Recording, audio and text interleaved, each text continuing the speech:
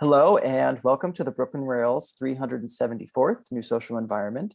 I am Nick Bennett, the Special Projects Editor here at the Rail, and I have the pleasure and privilege of being your MC today for a conversation on Hugette Caland featuring Brigitte Caland, Claire Gilman, apologies, and Eleanor Heartney.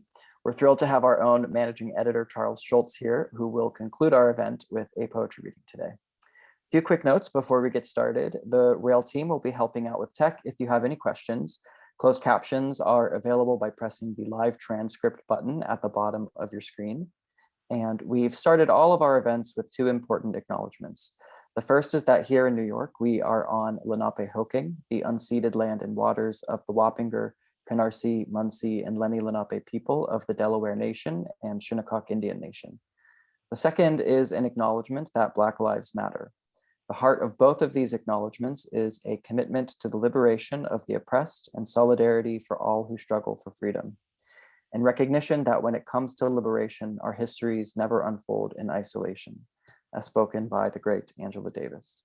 In that spirit, I encourage you all to check out the chat for a living document of resources and actions that we will be posting in just a moment. But now to introduce today's guests and host. Brigitte Caland teaches at the Arabic and Near Eastern Languages Department at the American University of Beirut. She has a PhD in Literature and Civilizations from INALCO Paris. Since 2005, she has managed the estate of her mother, Hugette Caland, and co-curated several exhibitions of her work. Curator and art historian Claire Gilman is chief curator at the Drawing Center in New York. She has organized projects that range from the first solo museum shows of artists like Torquace Dyson, Natalie Frank, Eddie Martinez, and Curtis Talst Santiago, among many others. Her book, Drawing in the Present Tense, co-authored with Roger Malbert, is forthcoming from Thames and Hudson. New York-based art critic Eleanor Heartney is the author of numerous books on contemporary art. Heartney is a contributing editor for Art in America and has written extensively for publications including Art News, the New Art Examiner, the Washington Post, and the New York Times. She is an editor-at-large for the Brooklyn Rail. We'll be posting more full bios in the chat. I encourage you to read those. But without further ado, Eleanor, I will pass you the mic. All right. Thank you very much and welcome everyone.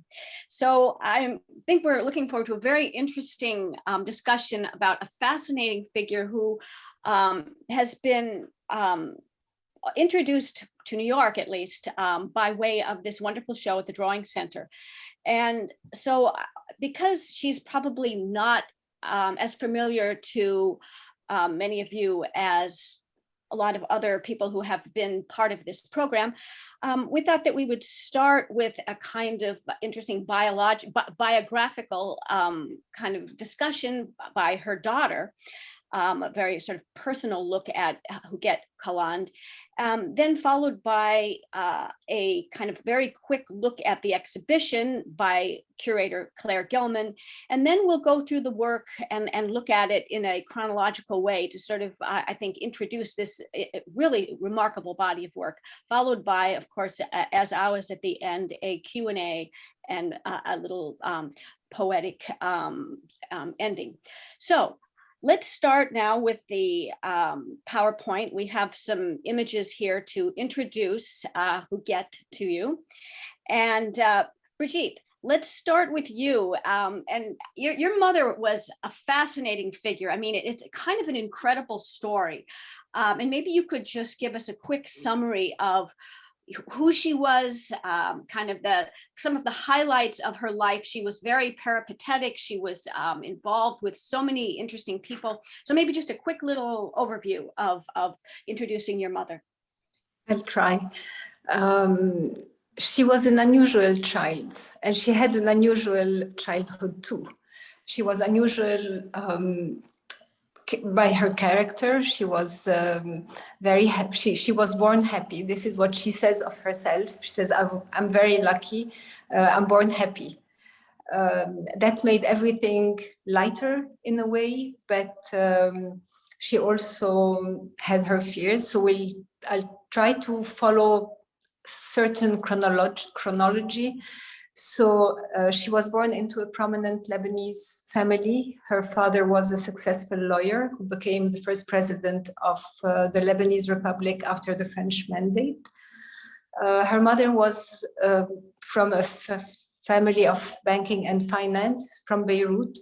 Her father came from the mountains, and she had two brothers, older brothers, 4 and 8 years older than her.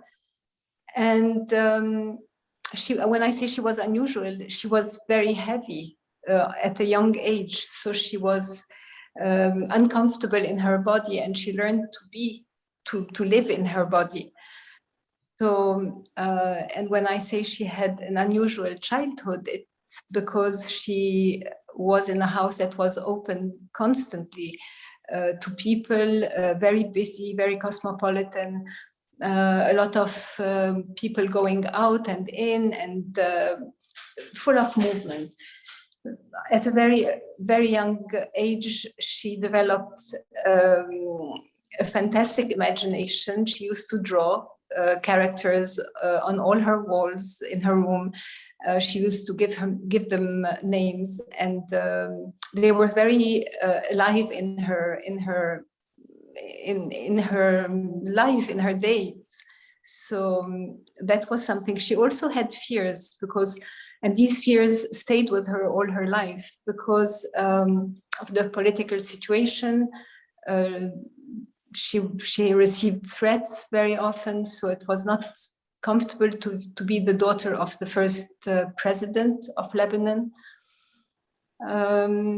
She was also like an amazingly progressive, in terms of sort of gender roles and gender equality. And yeah, maybe talk a little bit about that. She had the conscience very early on about the others, whoever it was. And I remember a story she used to tell us when she was 12 or 13, and she went with her school to visit a factory where people were employed, where they employed children and women. And it was a cotton factory with everything flying in the air, or the material flying in the air, and nobody had masks. And I remember mom saying that she came back, she was outraged by the situation, and she talked about it to her parents. And things changed because she brought it up. So yes, she was involved. She was involved also later with the Palestinian women when she realized that in the camps they had no water, no electricity, that nobody could work. She created the organization in Hash, but that was later. That was after her father died.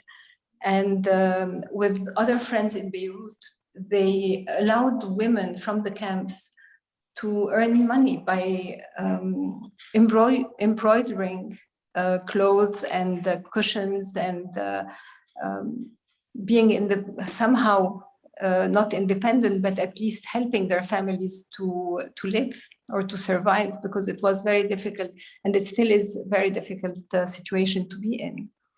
She was also very much of a free spirit. I mean, maybe you could talk a little bit about that. Mm-hmm. Yes, well, at 12, she fell in love with Paul Caland. She ended marrying him 10 years later. And at that time, the French were the enemies, and she was close to the uncle of Paul Caland, who was put in jail. He was the opponent of her father politically. And when he was in jail, she made sure that he got cigarettes and everything he needed. She always also maintained a dialogue with the opponents of her father. She was rebellious since the very beginning, and she challenged her parents. So yes, that was an interesting trait of her character that she had all throughout her life. And and the way that she traveled, she went to Paris, she went, then to LA, and in both of those places, creating work that was very, very provocative, shall we say. I don't know if it was, she didn't mean it as being provocative. This is how she felt. So it was perceived by others as provocative, but I don't think it amused her probably to see the reaction of the others, but it was not meant to be provocative. I don't think she really thought about what she was doing. This is what she spontaneously did and accepted how the others felt. She always said that once something was done, it was up to the others to talk about it, to criticize, she was very comfortable with this. Right. And I think we have some more images also of her at this point. Maybe we could quickly run through those. And then I'd like to turn over to Claire, who put together this exhibition at the Drawing Center. And I mean, this the body of work that you were dealing with, I mean, it's an amazingly diverse body of work, in terms of medium and in terms of kind of approach, and also, of course, it spans all of these different geographical locations. So maybe you could tell us a little bit about kind of what was your curatorial kind of philosophy here in putting this show together? Yeah, well, I guess I had been seeing Huguette's work over a period of years before, I officially decided I wanted to do the exhibition. I had seen it. First, there was a small show, or I can't remember which was first, whether she was in Prospect first or there was a small show at Lombard Fried, but I saw both of those exhibitions. And then she was in Made in LA, she was in the Venice Biennale. And I think it was maybe right around that time that I sort of officially decided, okay, I wanted to do a show of her work. And then visited the studio in LA and met with Brigitte, and then started working on the show in earnest. But I think what appealed to me about her work for the Drawing Center specifically, I mean, I sort of fell in love with her work immediately on its own, but what made me think that really it was just sort of the perfect show for the Drawing Center is, I mean, certainly there was a lot of drawing. She made a lot of drawing throughout her career. But I think more than that, it is the centrality of the line in her work in whatever medium she is working in. So, and she worked in a lot of different media. She worked in, and you can see three of them here. I mean, she worked on paper, she worked on canvas, she worked on sculpture, she worked in notebooks, and she made these incredible kaftans that we'll talk about a little bit later on. But I think what is fundamental to her work is the idea of linearity and the line and the sense of fluidity and openness and exchange and the kind of the sense of transition and movement from one place to another place that carries through all of her work, even her work on canvas. We'll look at some specific examples later. It's always, everything is sort of always constellating around the line. Because for her, really, I think all of her work is about this idea of movement and exchange, and non-containment is the word that I like to use, which gets at what you were talking about, Eleanor. I mean, I think this kind of free-spirited nature that she had from early on, even in the way that she sort of lived with her husband. And actually, I think they had an open relationship, and at one point his best friend and she were having a relationship in the house and living with the husband, and that was sort of all okay, because also to get back to what Brigitte was saying, it's really she had no rules for behavior, right, for how one should exist in the world. And she also had this incredible sense of generosity and openness towards the other.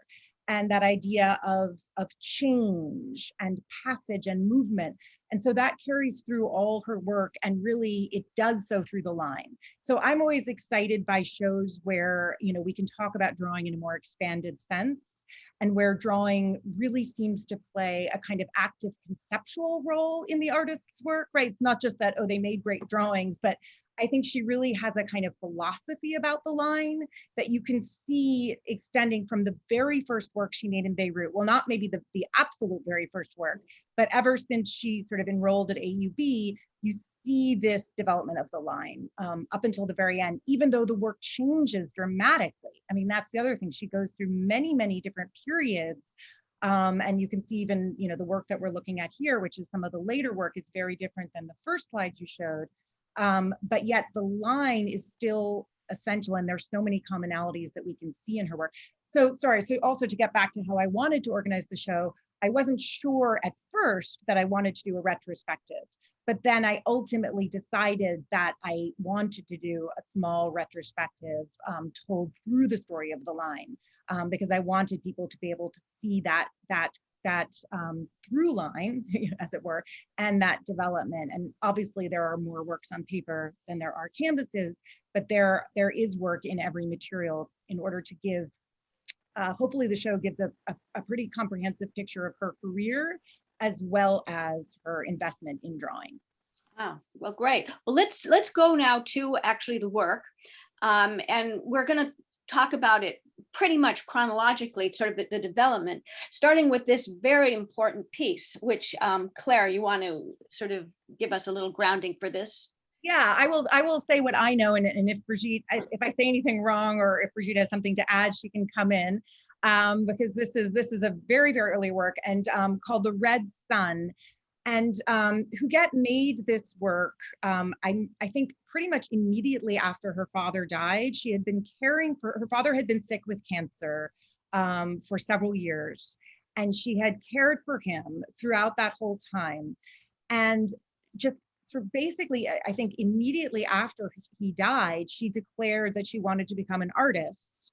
And she enrolled in AUB in 1964, but I think she made this maybe even just right before she had enrolled, or just at the very beginning. And she made this canvas. And I think this really is her kind of testimony to her life as an artist. She said that it began, I think, as a portrait of the sort of the cancer that was kind of taking over her father's body, but ultimately transitioned into quite a positive image for her. And she talked about it as a son. So right there, I think what Brigitte was talking about, she did have these fears in her life. She did have, and she never denied that, but she actively chose to turn these things into positives. I mean, it's almost like she actively chose to live in this more optimistic way of thinking. But I think what's interesting about this work for me, and maybe Brigitte could speak about this if she sees it differently, I mean, for me, this work is quite different than everything else that would come later. It obviously is not really employing the line. It isn't really employing drawing. I mean, it's very much a painting, a painter's painting. It's, you know, an abstract, completely monochrome. And I think that there's something to me about this as a kind of declaratory statement of a kind of a finality to this.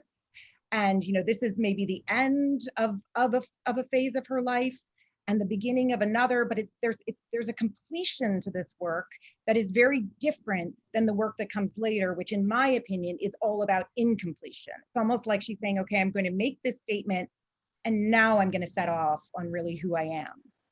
I don't know if you have anything to add to that, Brigitte. No, absolutely. And the painting has two titles.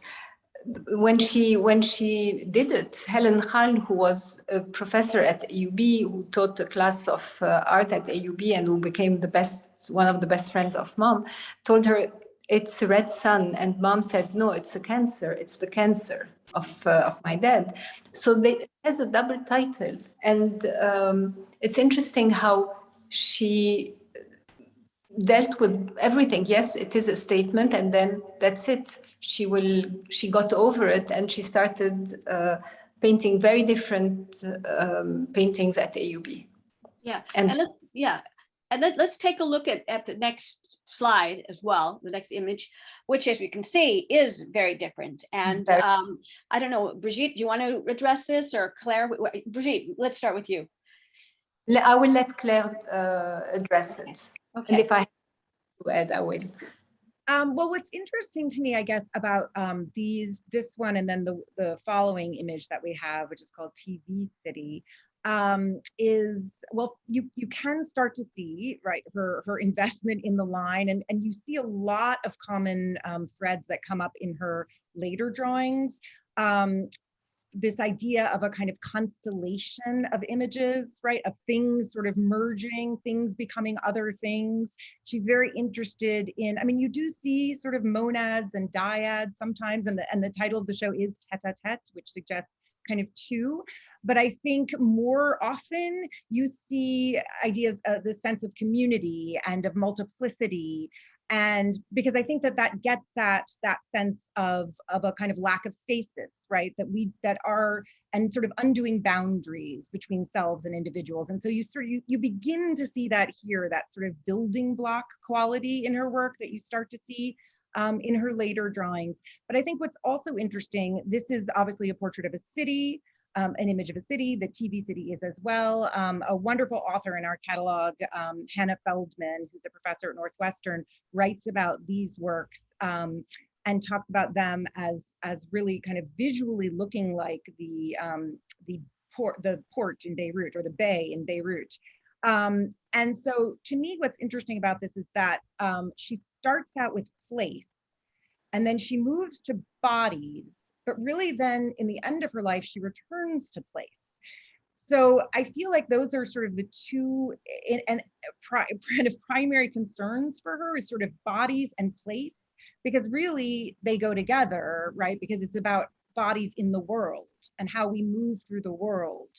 And so I love the fact that she kind of begins with place and ends with place, and also begins with a focus on Beirut. And then a lot of her later work is also dealing with her home country again, although she does reference the other places she's lived in as well. Yeah, and this is another from that same, yeah, even more kind of city-like in a way. Right. But then we also, I think, have some images of the body, and I think it'd be interesting, maybe Brigitte, you might even address this, being a woman artist in Lebanon at that time, and you know, kind of this, you know, the focus on the body, and of course later her work became very sexual. What was it like for her to be a woman, you know, a very ambitious woman artist in Beirut at that time?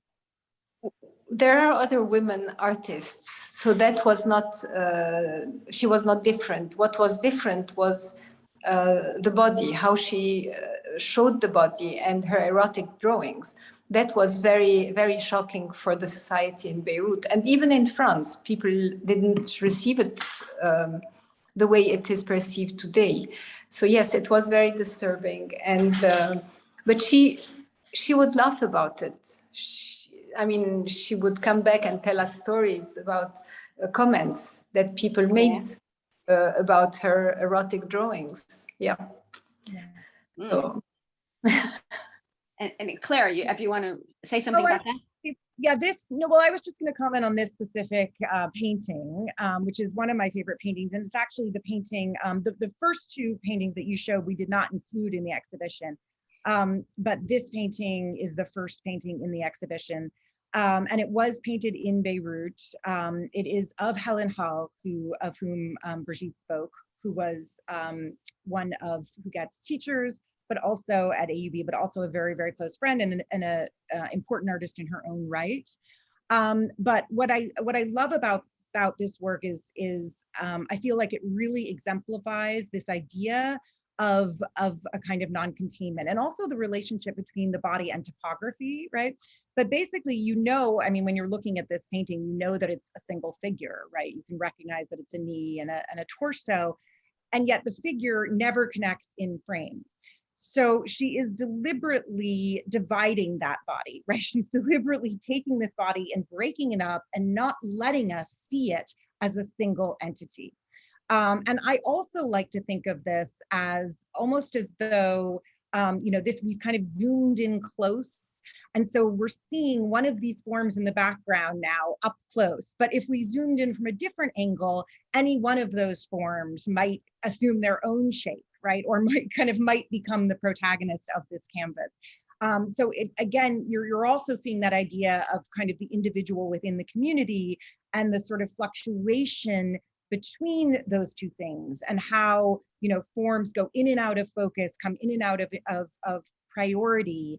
And so, you know, that I think that really gets at that idea of fluidity that I was speaking about. And also her interest in negative and positive space, which you start to see in a lot of her drawings. A lot of these lines, these kind of thrusting diagonal lines, are lines that you see again and again in her work.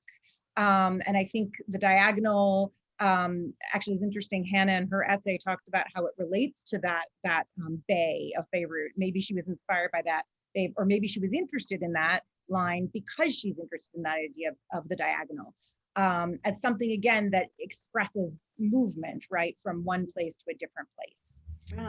So I think it was a really great image to make that case for the importance of line and to set the stage for the next works in the show, which are from Paris. Okay, so let's move to Paris. And now, again, Brigitte, you want to give us a little bit of kind of background? How did she get to Paris? Tell us about how that came about and what, and you, of course, were a child at this time. Do you remember all this? No, a teenager. I was a teenager, and yes, mom left, but again, we have to put everything in context. She didn't leave us alone. She left us in a house where dad was there, of course, mistresses of dad also, but dad was there. Mustafa continued to come, and there were people to take care of us. So she left because she wanted to become an artist, and she found it difficult in Lebanon because everybody, she was the daughter of someone, the wife of someone, the sister of someone, and it was very heavy to carry. So yes, in Paris, she felt much freer. And the lines that Claire was talking about got much lighter and changed when she moved to Paris. And she also expressed eroticism in a very different way. She felt free also to express things like all her erotic drawings started in 1970 when after she moved from Paris. It changed a lot of things in her life. Mm-hmm. Right. And Claire, you want to talk about this work in particular and some of these Paris works? Yeah, I think it would be good to look at this work, but then maybe show some of the drawings as well, because we can sort of scroll through a few of these and then maybe go back to the first drawing if you want to just show a couple of the drawings. So because these are actually earlier than I think that painting. But I think what's interesting to see, and if you just want to go forward a couple more, then we can go back. I think we have a handful of these, like 4 or 5 of these or something. The first drawing that we passed, actually, yeah, this one I love. What's interesting about this one is you can see, I just like to point this out, that it's the same shape that was in the Helen Hall painting, but in the Helen Hall painting, this shape was the void, right? Supposedly, and the figures were in the background, and here it's the reverse. The figures are in the supposed negative shape. So she's always playing with that idea of what is ground and what is foreground. I mean, you could wonder that here. Are these empty spaces flesh? Is that the figure? And then are these figures crowding into the background? Or is this kind of funnel-like shape the figure that's sitting on a foreground? And if you go back to that first painting, I mean, you start to see obviously this one, that interweaving of figure and that questioning of what is foreground and what is background, what is figure and what is like space around that figure. But that, I think she's always, and here you really start to see her interest in a kind of interpenetration, the sort of collage-like interpenetration, and how one thing is never really allowed. What I was talking about before, really her interest in kind of community of forms rather than sort of singles or doubles. It's always one figure up against another figure or kind of merging here. I mean, you have this literal image of penetration with this finger going into this figure's mouth. Often it's uncertain what we're looking at here, what these appendages are. I think here it is pretty much of a hand-like. But I mean, these images of penetration obviously have very sexual references throughout. But if you go to the next drawing, this is actually the first, so I think we may have a date issue here because this says 1971, but I believe that this is supposed to be the first ink drawing that she made, Brigitte, is that right? Even though we have one dated 1970 later. Yes, yes. But, the title, it's in the title. Yeah. Well, going back to the title of the first painting that you were talking about, it's enlève ton doigt, which is very erotic itself. Right. The painting before. Exactly. Very true. And I think the drawing, if we go back there, what's interesting about this one, I do see this one as somewhat different than the others that follow, right? Because it is a more traditional drawing in a certain sense, that she has these two figures standing next to each other. They're contained. Although you do start to see then that their bodies are comprised of other bodies, right? Which is what, obviously, what we've been talking about, and that is a sort of different model of non-containment.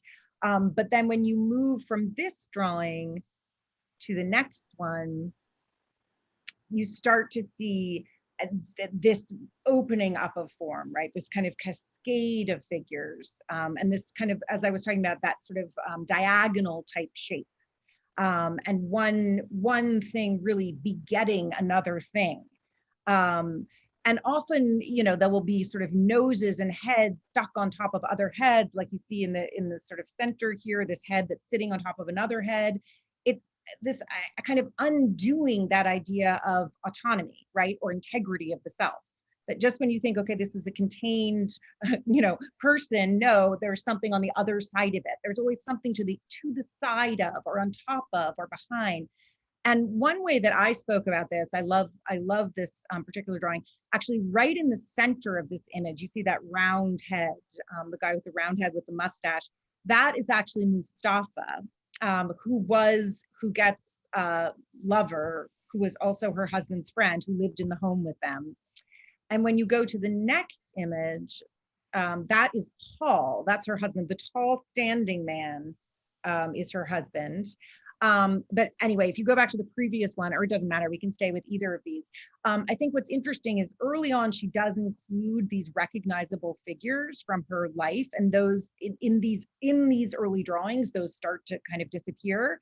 But what's interesting about it is it's not like psychologically fraught, right? She's not using these figures to sort of tell some sort of story about Mustafa or about Paul.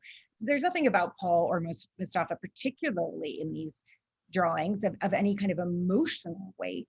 It's more that she's using them as figures, people that have passed through her life, just like all these anonymous figures.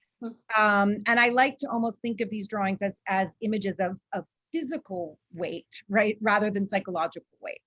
That it's sort of one figure stepping on top of another figure, because that is how you move through the world in your encounters with people. But this gets back to that sort of lightness that Brigitte was talking about. It's light. It's not emotionally fraught.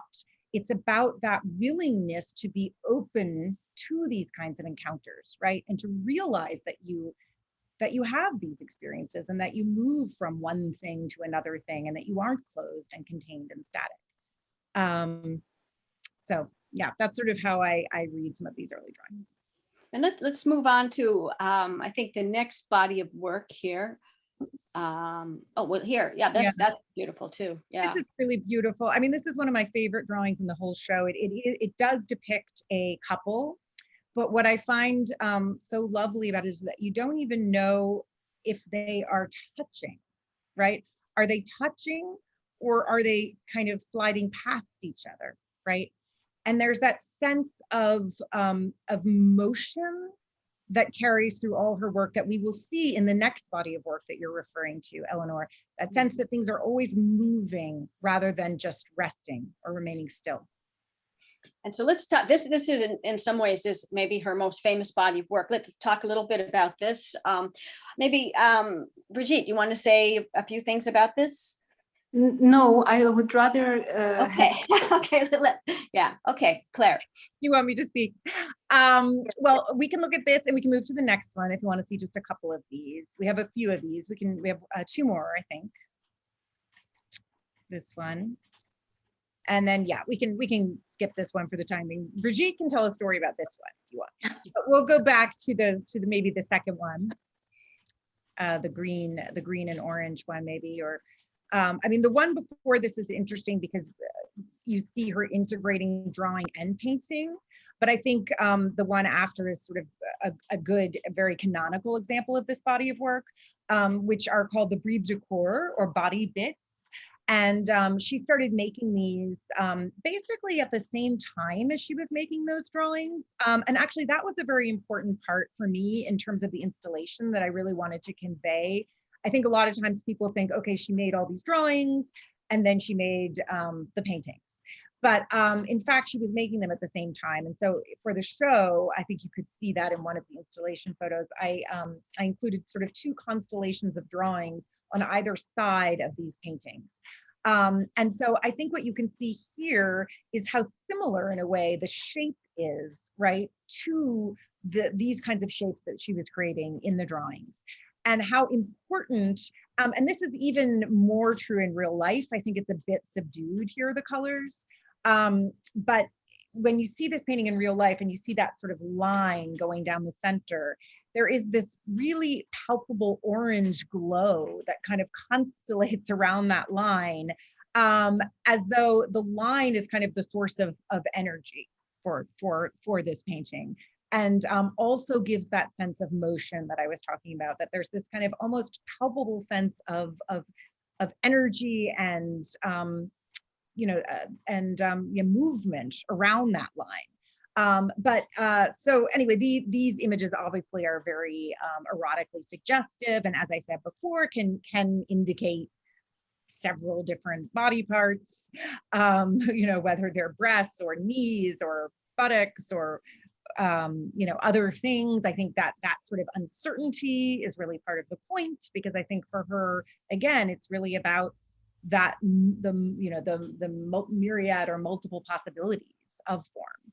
But I hope what you can see here is the importance of the line in this image, and in all of these works. If you go to the next one as well.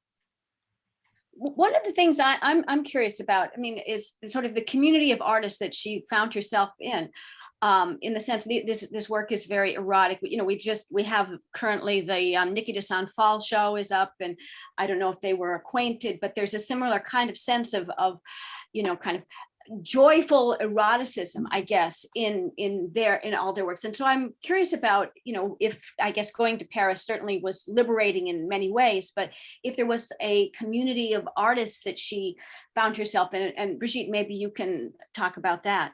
Yes, she was a part of, I know that once a month, the sculptor Ferro had an open house. They would all meet. There was Meccarelli, Adalberto Meccarelli, who was there, Ferro, but she had met other artists in Lebanon that she had stayed in contact with. The wife of Max Ernst, André Breton. Like, she had met them, and they were around. I don't know for how long, but I know that musicians also. She was close to Pierre Schaeffer. She was close to Luc Ferrari. So yes, she was among a group of artists that met regularly and went to openings and saw each other. Mm-hmm. And did they sort of influence each other, or did you have a sense of that? I don't think so, and I don't know. I couldn't tell you. I don't know the works of the others as well, so it's difficult for me to talk about it. But they were friends. They were acquaintances and friends. Mm-hmm. Yeah, I feel like I also I don't think that one sees sort of a direct influence, a sort of concrete. Neither also with her work in LA, even though, again, in LA, she had a very, very close, kind of coterie of artists with whom she would socialize. I think that obviously she was, as Brigitte says, she was seeing work, but she really was an independent spirit. And I think she sort of pursued what she wanted to do, all the way through. So I also don't see a sort of, I can't pinpoint a direct influence. Although maybe it's there, we just don't, we don't know. But yeah, it's an interesting question. Yeah. Well, let's scroll on through. And did you want to say something specifically about this piece? It's a wonderful piece. Yes. a wonderful piece, and it was shown at Institut du Monde Arabe in 2012 in an exhibition called Le Corps Découvert, which already was very controversial because it was about the Arab artists, male and female, but talking about the body, which is a controversial topic in the Arab and Muslim world. And we had given the rights to use the image. And one day I was walking in Paris, I was with a friend, and I saw this is called self-portrait, the self-portrait of mom hanging on the building. It was a banner of 10 meters long. And I found it like so funny. It was all over Paris. It was on the buses, in the metro. So we just laughed about it. I told her, Mom, your self-portrait is all over town.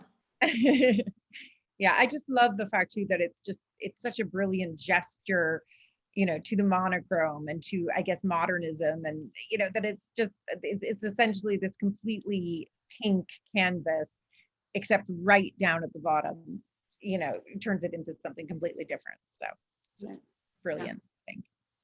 Okay, well, let's scroll on. Okay, and so now we're moving into, I think, another body of work here. And so maybe Claire, you want to talk about this? Yeah, I mean, I think there's not a huge amount to say, I think, about these next images, just to show this painting, and then I think we have another drawing after this, and then we have more. There are more of these kind of colored pencil drawings that she made that in the exhibition.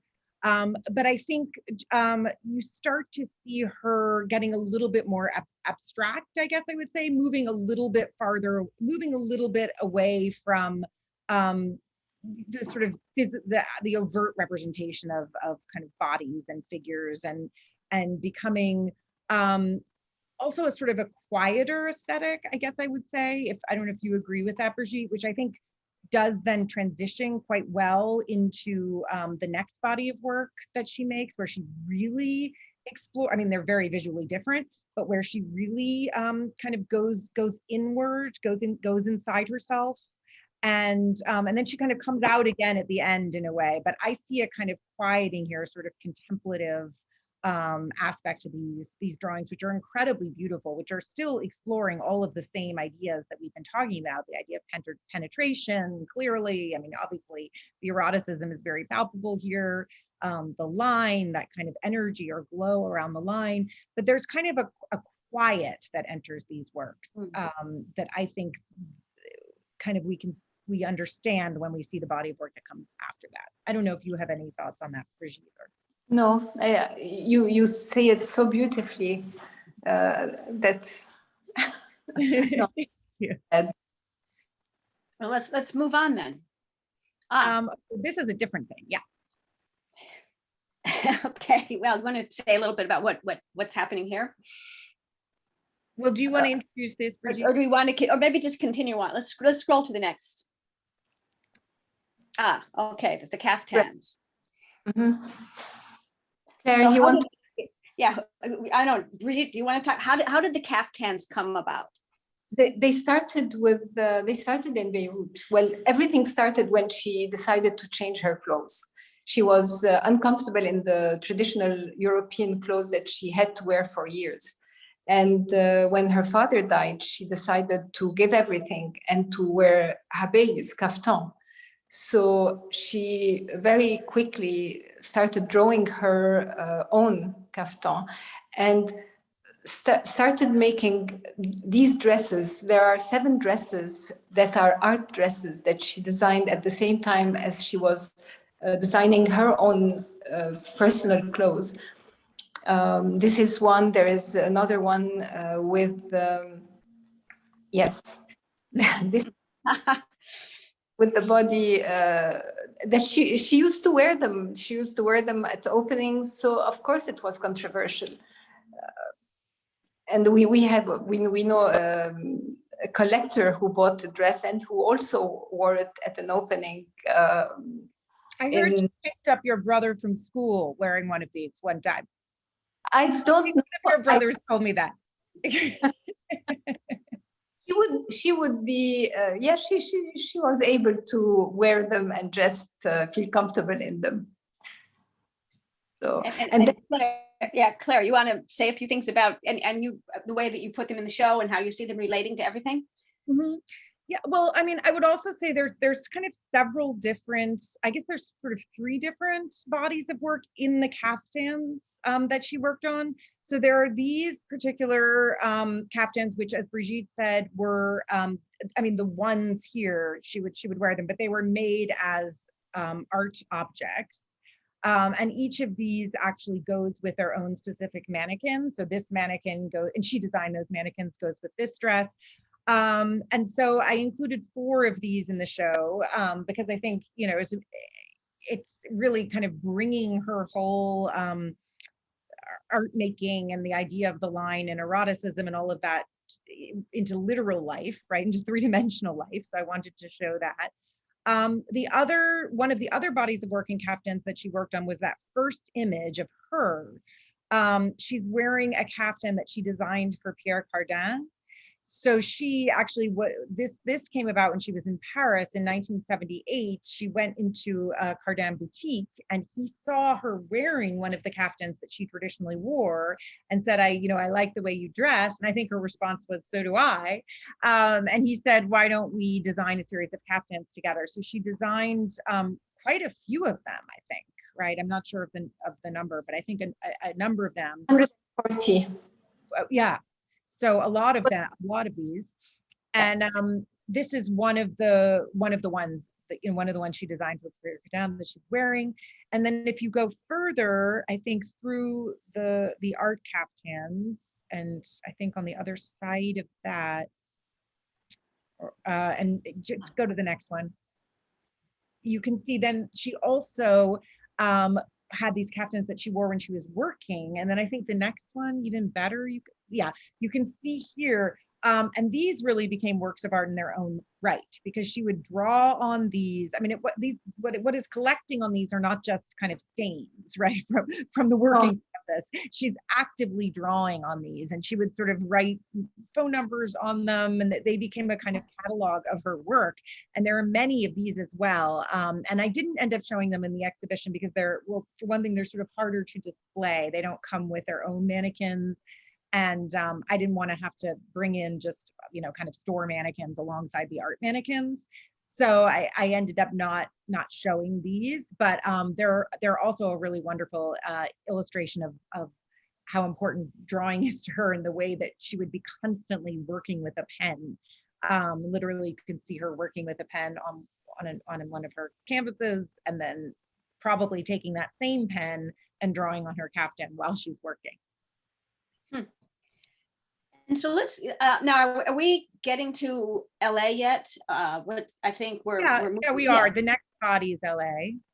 Yeah. So let's okay, again, Brigitte, LA, how did that happen? What was she doing in LA?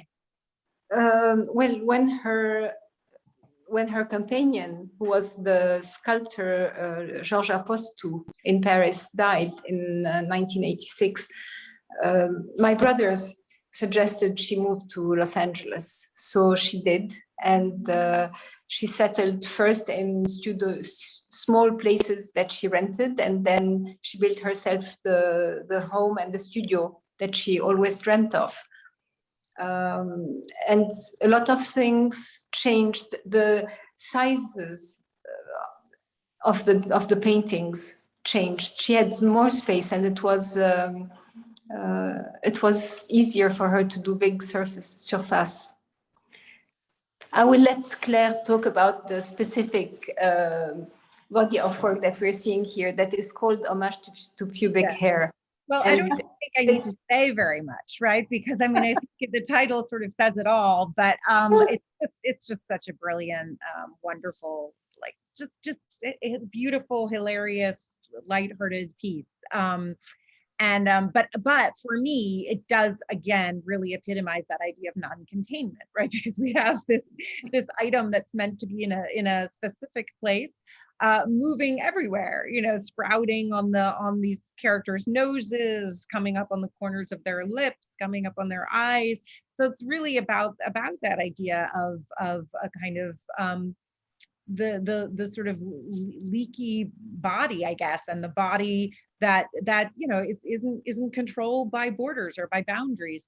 But I think what's also interesting about this work, and I know because we only had so much time, we're moving quickly through LA, but I think you do start to see here just completely formally a transition into the later work, where she's starting to work more geometrically again. She's starting to work with grids, and she is becoming more interested in topography again, which you will see. Well, you'll see it a little bit later on. So here, you know, if we talk through this, I mean, if we, you know, this kind of phase, this is a model called Christine, who she worked with in LA. I mean, she doesn't have any particular significance, but she named a few works after her. And it directly comes out of the Homage to Pubic Hair series, because in fact, she made a series of drawings of Christine that are in the show, which are focused on that sort of pubic region, I guess you could say. But what you do start to see here is also a transition into a kind of abstraction that then takes over completely in the next body of work. So it's almost like, which is these silent letter drawings. So it's almost like in the one before, she's starting to explore this idea of this kind of dry brushwork that or in the Christine, not in this one, the one after this one, yeah. She's starting to explore this dry brushwork where she would take a relatively dry brush and run it over the paper until it would run out of ink. And that's kind of what you're seeing here. But it's like this figure's kind of emerging out of that. But then when we get to the next one, she's gotten rid of that figure entirely. And I do think, Brigitte, you speak very beautifully about these silent letter drawings. Do you want to talk the next one? If we go to the next one, Nick, yeah. And we have one more from this series, which is the one after this. About the unspoken, yes, it's probably one of my favorite series, because it was really mastering everything, being in control of her emotions, what she didn't want to say. It's called silent letters. And again, her line, you've been mentioning her line. This is all done by just a brush stroke. There was no ruler, nothing to stop. So it was really a perfect control. And after this, she moved on to something much more exuberant, much more colorful. I mean, we have colorful silent letters. So it was not about, all of them are not black and white. I know one of my sister-in-law just showed me this morning a silent letter that is in the yellows, beautiful, that I had completely forgotten. So we have very bright letters, but it's really the unspoken, and it touches me a lot. Mm-hmm. It's being totally in control of everything. Yeah, and I think that this element is really important to bring into the conversation, because I think when we were talking a while ago, Brigitte, I said I felt like there were bodies and landscapes, and you said, yeah, but there's one more thing, which is the unspoken. And that's completely, I think, the case, that there is, you know, she is very exuberant. It is very much all fun and out, but there is this quiet contemplative side to Huguette as well, which comes out also in her notebooks. And I think at the end of the slideshow, we have an image of one of those notebooks where she's sort of disclosing these fears that Brigitte was talking about. But I think that, or her hesitancy in when she approaches work. And I think I like to think of these as this sort of gesture, or I don't even, maybe you even said this, it's sort of her desire to express, or to convey the desire to express, while also keeping something close, right? Absolutely. I mean, that's what the silent letters are. It's to say, I want to express, but I'm not going to tell you exactly what it is that I want to express. So it's not about silence. I think that's important. It's not silence, right? There is the communicative impulse, but it's silent letters. So we're here, we, you know, this is meaningful, but I'm not going to tell you exactly what the meaning is. Well, yeah, it feels like the flip side really of those erotic pieces, and it's, yeah, this is sort of inside, yeah, and still, you know, it's very sensual, but it's, you know, it's the inside, not the outside. And there's also, I mean, you know, it feels kind of, you know, feels like a textile reference here, which I think, and I don't know if that's something that comes in much more strongly, I think, with the next body of work, which maybe we should move on to. Yes. Yeah, this is just a lovely little drawing. We can pass over it, but I just love this body of work, which were these little drawings that she would make when she was sort of traveling and in different and didn't have access to her materials. But this is the body of work that you're talking about, Eleanor, which she started making, I guess, around 2008. This must be a pretty early one. Mm-hmm. Yes. She started around 2006, 7, 8. Yeah, the first Rocinante were like tapestries. Some of them were not framed. So you can show a few of the, if you just want to scroll through these, then we can talk about them, Nick. Just beautiful, yeah. Road to Damascus, Appleton. So, you know, this is obviously getting at what I was talking about at the beginning about how she returns to place at the end of her life. So really, these canvases, they're canvases, but they're drawings because they're drawn on. I mean, you saw that image of her drawing on them. They are records of places she's been. I think almost all of them are named for places, except for the Rocinante series, which we have coming up. But, and many of them are referring back to her home country. I mean, obviously this is the road to Damascus, you know, which runs from Beirut, but then, and the one before this, which is Bodrum, is referring to obviously a place in Turkey where she used to spend a lot of time because I think her son had a boat there and she spent a lot of time there. And then Appleton is actually the name of her home in California. So it's not that she is necessarily sort of just completely nostalgic at the end of her life in that she's looking back, you know, on her beginnings or whatever. She's really casting a look over her entire life, right? Although obviously she is definitely inspired in these works by, I would say, sort of the Byzantine aesthetic, by the kind of Palestinian embroidery that Brigitte was talking about, carpet making. In some of these works, in the Rocinante series, which I think we have at the end, she made these little painted stitches you can see around the edges. So she's really deliberately referencing carpets or sewing. But for the previous ones, it was very interesting the way she would make these works. She would actually fold them into quadrants. I don't think in these, right, Brigitte, because you don't see the folds in these. No. No, but in the other three, you can see they are divided into quadrants.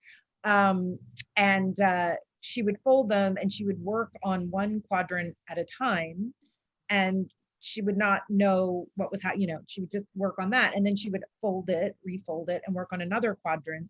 So she would not have a sense of the visual whole until she opened up the canvas and then would see, you know, the final result. And one of the things that would happen there is there would also be kind of bleeding of colors from one quadrant to another quadrant. I'm referring really back to like the blue and the pink images here. If you want to go back to those, but yeah, so you can see here kind of how it's divided into these quadrants, and you know, ink from the different quadrants would sort of merge. But anyway, but again, I think, and that idea of not knowing, I think also gets at that idea of openness, right? That's so important to her, that she doesn't, and giving up control in a certain sense, not wanting to, you know, wanting to court that idea of lack of control in a certain sense. Do you want to say something about those Rocinante series, Brigitte? No, just the anecdote of how she named it, because it's also an interesting way to see how she transforms something difficult into something joyful. She named, well, Rocinante is the horse of Don Quixote, the aging horse of Don Quixote. And one day in Turkey, we were about to go see Ephesus, and she said, I'm tired, I can't walk. Why don't you go and you tell me after? And when I came back, she had drawn Rocinante. She had started a series of Rocinante, and she says, this is Rocinante, this is how I feel, an aging old horse. And the next one, yeah, let's because that one, I think you really get that, yeah. and they were all beautiful and colorful, and these are the big ones. But before the big ones, she had a whole series of beautiful, colorful, smaller paintings of Rocinante. So it's very much like her to turn something painful or negative into something positive and happy. Mm-hmm. Right. And humor. I mean, there's humor in these too, Well, throughout. I mean, almost all of the bodies of work have that. Yeah.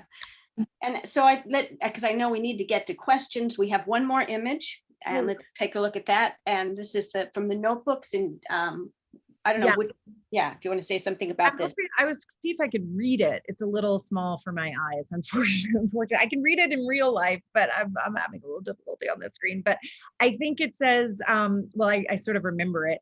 I need to begin this book just because it is so scary to do any kind of inscription on a white page, a beautiful white page of a precious book. A white page is sometimes comparable to a certain quality of silence, the silence that is so intense that breathing becomes important.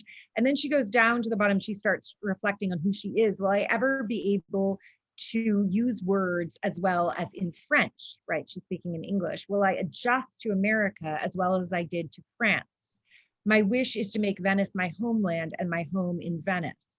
But so there you do start to see, these fears that course through her. And I think I really do like to bring this up because I think, it's too easy in a way. I mean, I do appreciate you're saying, Brigitte, that she was born happy, and she was, but it's not that life was sort of just so easy for her.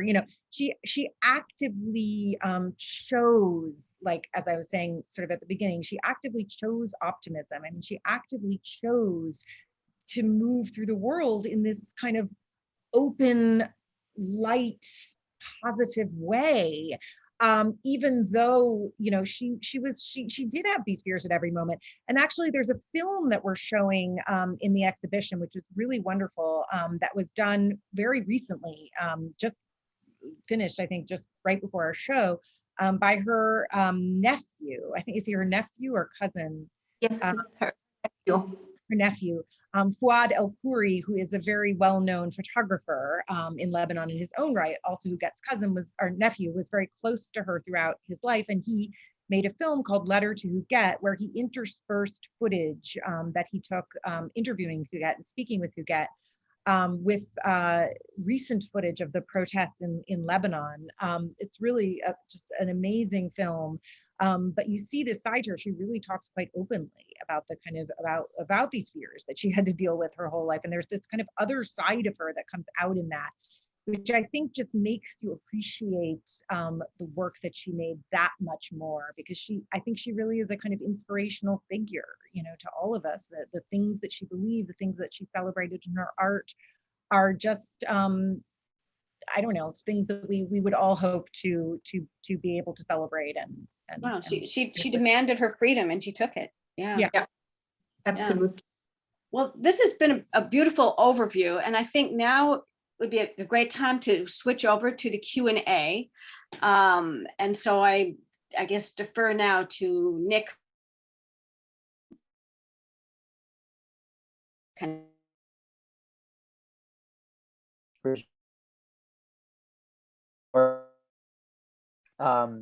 I agree with Lynn, who mentioned in the chat that I could listen to the three of you talk for a very, very long time. So if I may, I actually wanted, Claire, you kind of touched on it right at the very end there. I wanted to ask myself that film that was included in the exhibition, because it sort of, it touches on Huguette, of course, and her philosophy, but some of the protests, I believe, in 2019 and up to the current moment, including in how coronavirus affected Lebanon.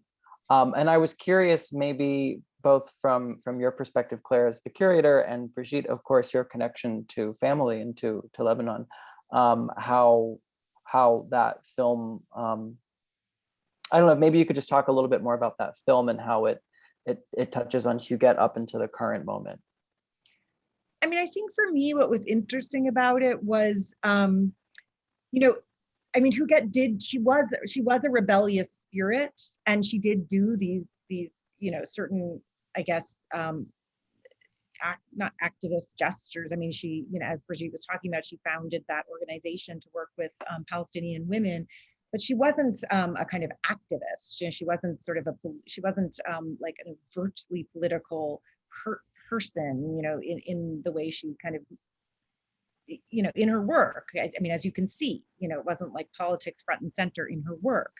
But I think what was really interesting to me about that film was that I think Fuad kind of illustrated in a way what was political about her work, because he was interspersing this footage of the kind of devastation that's happening in Lebanon right now, and kind of saying, where are you, Huguette? Like, I need you right now. That's sort of the kind of tenor of the film of, you know, we need your spirit right now.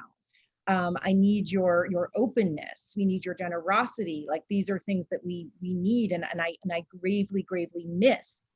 And how can I go on without you? Is basically his film, is sort of what he's saying. And so I think there is something to be said for, you know, that her spirit as having something that is very necessary to us in this moment, even if she's not sort of deliberately making a political statement in her work. That is political. I mean, that sort of openness towards otherness, and that generosity is political.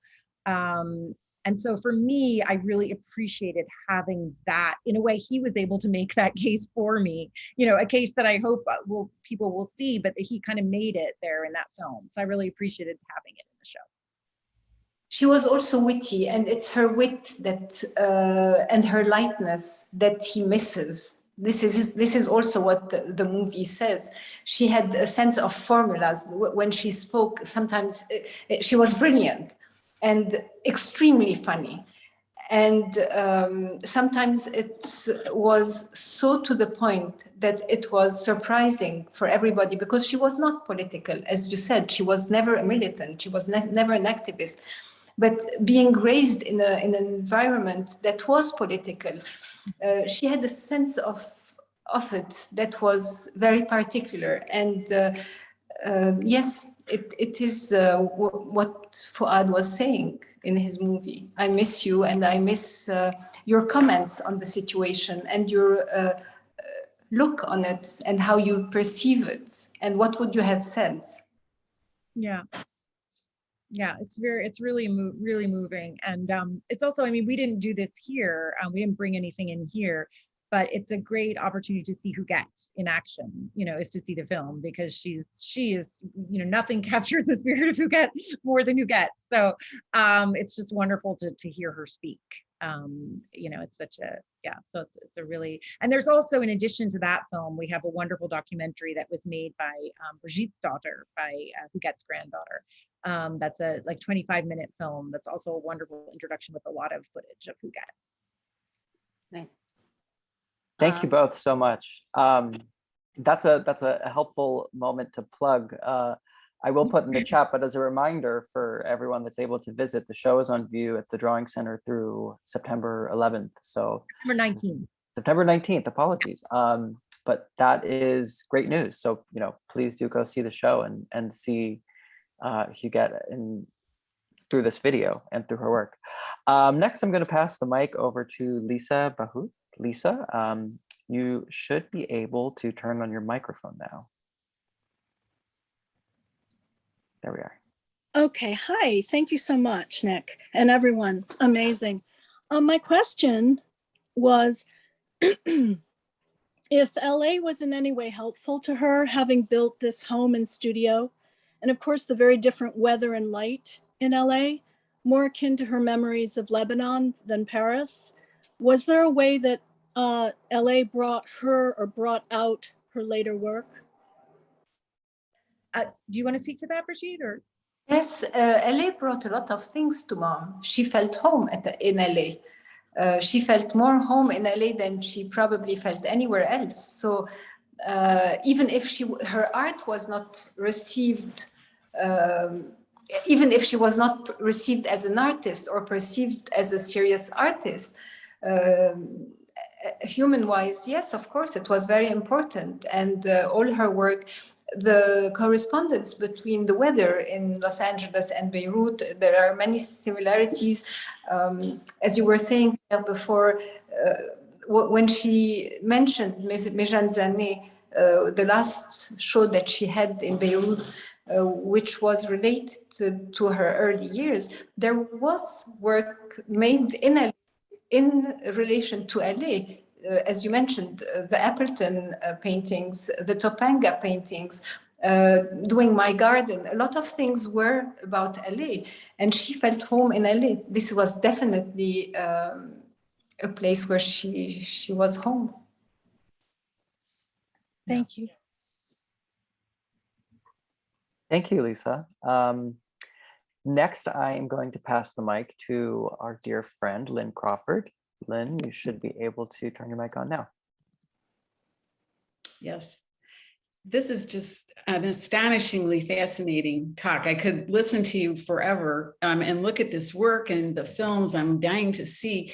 I love that quote, generosity is political. But one of the things that struck me looking at the work from the beginning to the end was she seemed to have this really deep but almost idiosyncratic self-awareness, because it seemed like she was so aware of those around her, the environment and the people, but then she also seemed to always play that off against her take or her view or something in herself. Mm-hmm. And I just wondered if you could talk about that a little bit. Claire, I would let you answer. I mean, you can answer from experience. I can answer just from my impression, which is similar to yours, Lynn. But yeah, I completely agree. It's amazing to me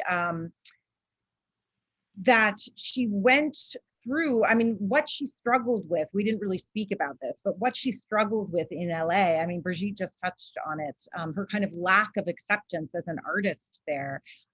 She was welcomed as a friend and as a hostess. She would hold these salons, and all the kind of male artists from the neighborhood would come and gather there, but they had wanted nothing to do with her work, didn't understand it. And that didn't dissuade her at all. I mean, didn't deter her. I think she really just kind of, that's what was so, I think, amazing to me. It didn't make her angry really either. It didn't, which she could have been angry. That's perfectly justified to be. But, you know, it just made, she knew what she wanted to do. She, at every step of the way, I feel like she knew what she wanted to do. She was aware of the fact that other people maybe didn't understand what she was doing, but that didn't deter her. I mean, she had something she wanted to express, and I think that's what it comes from. I mean, she had something she wanted to express, and it was not about, I mean, she was completely, I think, you know, not thinking about the art market, obviously, in any way, which I think was very liberating for her. I mean, it was, you know, that was not even a consideration at all. It was, she had something she needed to express, and she expressed it, and she didn't let anything on the outside get in the way of that. Is that right, Brigitte? Yes, she was, when I started by saying she was an unusual child, and she was used to be unusual. So being in LA and being unusual in LA was not a change. It never stopped her, like it never stopped her since the beginning from living the life she wanted to live and doing the art she wanted to do. So it's just an additional step in her life where she felt probably in an unusual situation where she did receive and did host and had an open house the way we used to have in the Middle East, and everybody would come. But there was always this unusual place where she stood. Yeah. It's fascinating. Thank you so much. Thank you, Lynn, and thank you, Claire and Brigitte, for that. I just want to quickly shout out too that a hello to the Hugette Caland studio in LA that's tuning in, and I don't know if you wanted to say hello, but I heard that there's a 1968 self-portrait behind you. Yeah, there is. Check My it out. Isn't that beautiful? That's so beautiful. I've never seen that. Yeah, we've been hiding it, but you'll see it out in the world. So beautiful. Is Rick there? Yes, he's right here. He's right here. He's hiding the camera. Precious team without like that allow us to do everything, all the exhibitions. This meet Malado and Rick. Nice to meet you all. That's amazing. Amazing. Pleasure. It's an absolute pleasure. Yeah. Well, thank you. Thank you from LA to Paris to New York. We're in every time zone today. For our final question, I will pass the mic over now to the Rail Zone Fong H. Bui. So Fong, over to you. Thank you so much, Claire. Thank you. Thank you so much for this, Eleanor. This is terrific. Discovering the new work. I just saw it briefly last week, and Brigitte is terrific. What a mother you had. Yes. Wow. We were very lucky to have her as a mother. Yeah, I could only imagine. So I'm very grateful to get, just like anyone else here in the screen in our community here, get introduced to the work. And I just love the way you describe her mother from the very beginning. The word cosmopolitan seems to well suit her being very, very, very much, I thought. And I also, you know, I felt that if there is cosmopolitanism in her being, and then there's a sense of fantasy. I also heard the term lightness back and forth as Claire and Eleanor discussed, and I couldn't help but to think, of course, wit. Wit is also a human invention, or a way in which we transpire ourselves to stay afloat of, you know, heavy burden of the world, and, you know, all kind of history and wars and all the human dimension of suffering. But wit and lightness come together as it is gaiety and freedom. And I remember sort of reading years ago, beautiful Italo Calvino essay on Saul Steinberg. And, you know, Steinberg never kind of belonged anywhere, you know, nor the art world, nor the cartoon or magazine world. He floated between all of those worlds somehow. And to me, thinking about Calvino, one of the authors I love so much, into the tail end when he was invited to give the famous lecture at Harvard, the Charles Eliot Norton lecture series. And he wrote 6 memos for the next millennium. Of course, the last one didn't manage to get written because he died that same year, which I believe is 86. I'm not so sure the exact date. But in the second chapter, or the second issue, is called Lightness. And he, as you guys know, if you read enough of Calvino, you know that he have a strong association with folklore. The whole entire 2-volume of Italian folktales. It's very fascinating. So I wonder the lightness, the idea of lightness, because I remember clearly how, for example, Brigitte, in lightness, according to Calvino, he used a myth Perseus, who, instead of being just like anyone else who previously have confronted Medusa, couldn't escape her gaze. So they all turned to stone. So he was conscious of that fact, therefore borrowed the seal of the goddess of wisdom, Athena. And the shield have given him the power of reflection of Medusa's image. So instead of looking at life directly, he was able to rest on indirect vision. And that's how he was able to slay her head off. What's my question? My question is this. So Mom much didn't say anybody. Yeah. But Brigitte, you know, lightness is often very close to heavy or gravity.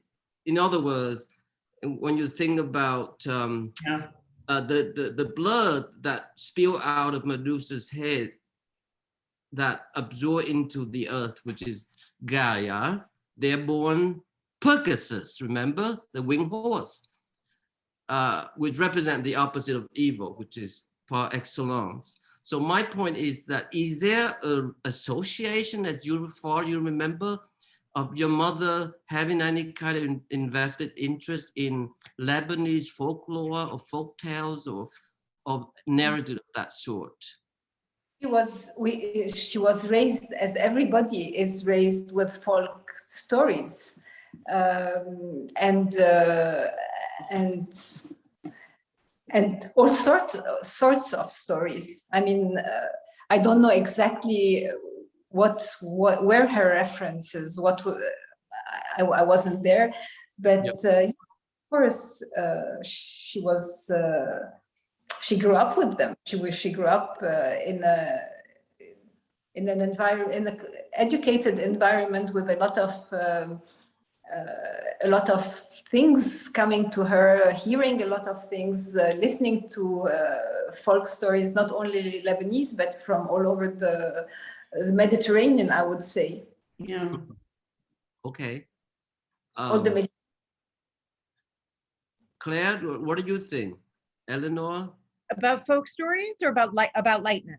The notion of lightness in her work, because I realized that it shares some of that reassuring use of line. You know? No, I mean, I think very much, I agree very much with what you said about how the other side of lightness is gravity, right?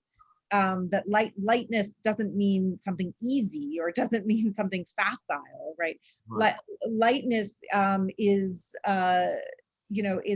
kind of essential in a way to what you said a minute ago, also just kind of dealing with the trauma and gravity of the world. We need lightness. That doesn't mean that we are ignoring that that's kind of a way of making it through, I guess you could say. And I think, and also it's what allows for the possibility of change, right? If things are heavy and stuck, then they can't change, right? So I think for her, that idea of lightness is very much based around the idea of change, which is in the mythological story as well, right? Because the blood falls and something comes out of that, and that's change, and that's rebirth, and that's renewal. So it's, I think for her, it's very, everything is open to the possibility of change. And again, for me, that's a political position as well, that possibility and the need for change is essential, right? To growth and to life. Yeah, and I'm just thinking of the title of Milan Kundera's The Unbearable Lightness of Being, which seems to sort of sum that idea up. So even in a painting like the pink self-portrait, look at the size of the body, yet it's treated with a big lightness, but the body is there. It's taking all the canvas, and it's a big canvas. It's 1.20 meters by 1.20 meters. So it's a huge canvas, yet very light. Yeah. And I thought that her ways of treating mass is so unique.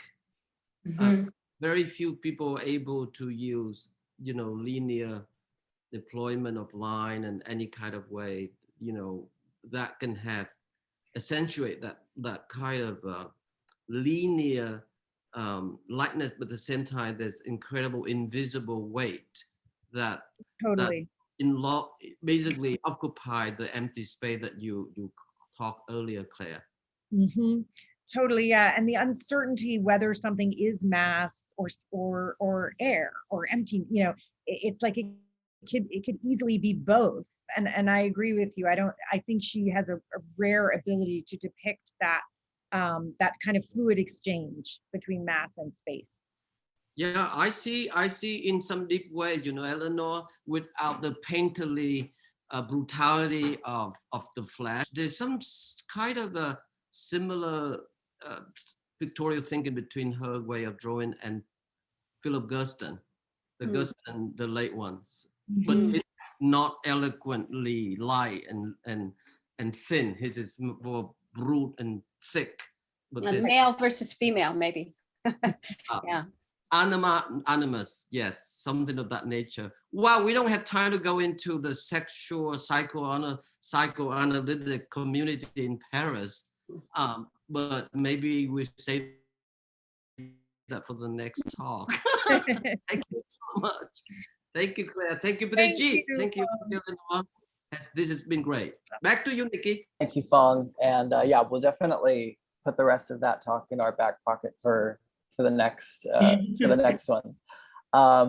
I want to thank you all so much. Thank you, Brigitte, Claire, Eleanor. Thank you, everyone, for your questions. Again, the show is on view at the Drawing Center through September 19th, so make sure that you see it. But here at the Rail, we have a tradition of ending our community events with poetry reading. So I am very pleased to introduce the Rail's very own managing editor, Charlie Schultz, who will be reading for us today. So over to you, Charlie. Thanks, Nick.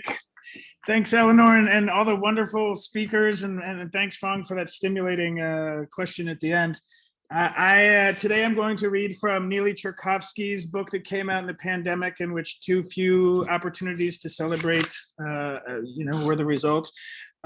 This book is called "Hang On to the Yangtze River." It's in loving memory of Steve Dalachinsky, who was a writer and a poet and a writer, regular contributor to the Rail while he was with us. I'm going to read 3 pieces by Neely. They all have something to do with time. This first piece is called Moondog. Moondog, be blind, Moondog. Be an antidote to lonesome fool. Be kind, no more nicotine. Be a queen in heaven, rise with the sun, spin a spoonful of honey, give it up for the crowd. When I am walking on leaves, they crinkle if dry, the entire ground cracks wide open in crisp air. I love who you are in our stellar place. We be fine. Go bring music. Listen to the unearthly woods out there. Go be free, Moondog. We hear fire, water, earth, and air because you saw. This next poem is called Slowly. Go slowly. Slowly. Go slowly, slow and solemn chant where nothing remains to be explained. Chant for the monarchs, clinging vines, and one for a friend hit by a drunk driver. One for the coast road, one for bikers on an outing, steep slope, sly ocean. Take it easy. Hold flowers and fruit in our fog-bound town. Rattle the clouds over meadow and pasture. Please offer an aisle seat slowly. Chase shadows at 35,000 feet. Please return to the catacombs and fasten your seatbelt. If you come bare, the candles and chimes, that'd be fine. Slow and solemn requiem. No one to fear up here. Clouds lay like pillowcases. High-flying birds go into combat mode, soar angelically. Mother floats on this sky. One bird is struck in an engine. The sky tilts. I must speak. To the captain, compose a dream for all to handle. Slowly kneel, touch air of the promised land. This final poem, in contrast, is called Hyper Time. This will be the last one I'll read. Hyper Time. The judge was a dick, if you ask me. He wanted to plant a stake in my heart, 5 lousy misdemeanors.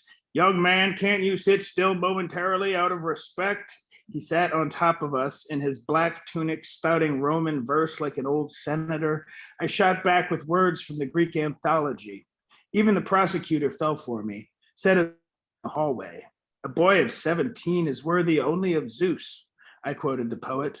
So go on and arrest his ass if you can go back that far. The judge saw how the jurors ate my words during lunch break. They enjoyed the frenetic view of God and his creation, my head tick, squirming, and bathroom breaks. I walked out as free as a badass crow up on Bunker Hill, 1968 in Los Angeles, my old town. Hang on to the Yangtze River, Neely Tchaikovsky. Thank you. Thank you very much. Thank you. Thank you. Thank you.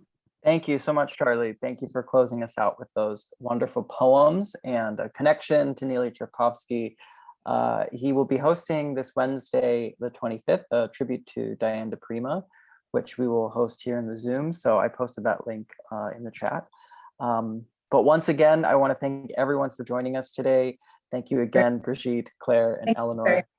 Thank you so much. Yeah, thanks. It was fun.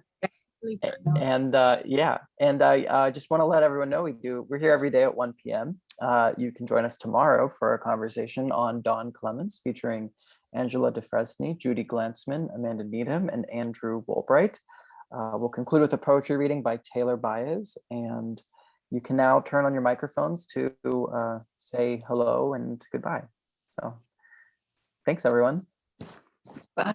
Thank you. Thanks, everyone. Thank you. Thanks, Eleanor. Thanks, Claire.